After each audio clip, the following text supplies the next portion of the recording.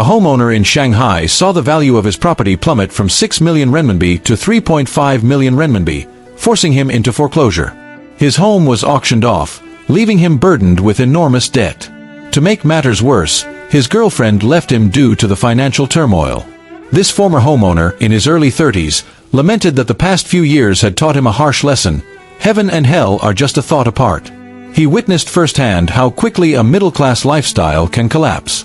Working in the IT industry, he had benefited from the booming tech sector. Within just a few years after graduation, his monthly salary increased from 10,000 renminbi to 30,000 renminbi, giving him confidence in his future. As his income grew, he decided to buy a home and settle in Shanghai. Since housing prices in the city center were too high, he opted for a 95 square meter apartment in Pudong New area. The price at the time was 58,000 renminbi per square meter, totaling 5.5 million renminbi.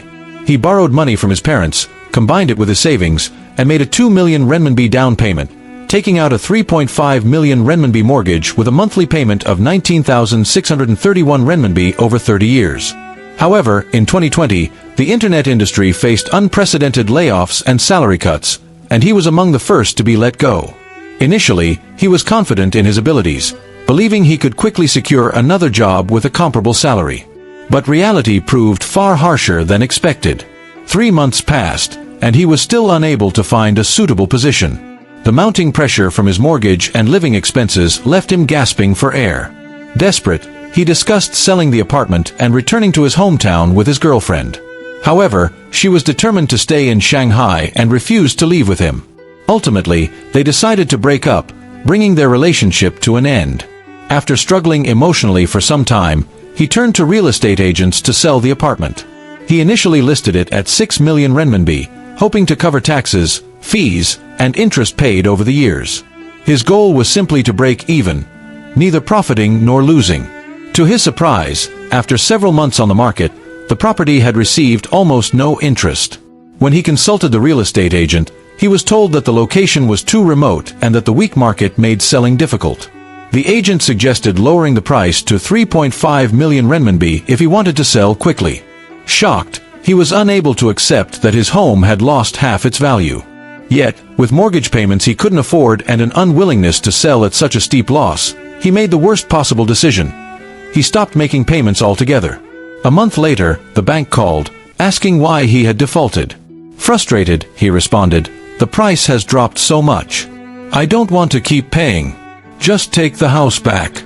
3 months later, he received a court summons in Shanghai. The bank had officially sued him. When he received the judgment, he was in complete shock. The ruling found him guilty of intentional default, violating the terms of his mortgage contract.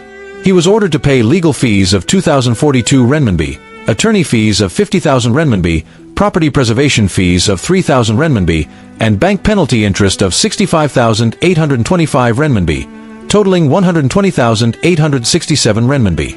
If he failed to repay on time, additional interest would accrue, and he would be blacklisted as a credit defaulter. Upon reading the judgment, he broke down in despair. "All I did was buy a home. How did it come to this? I'm willing to walk away from the 2.47 million renminbi loss. Why isn't that enough? Why am I being pushed to the edge?" This story is a sobering reminder that the market operates by its own rules. Before entering the game, one can choose whether or not to participate. However, once inside, leaving often comes at a steep price. What are your thoughts on this situation? Feel free to share in the comments.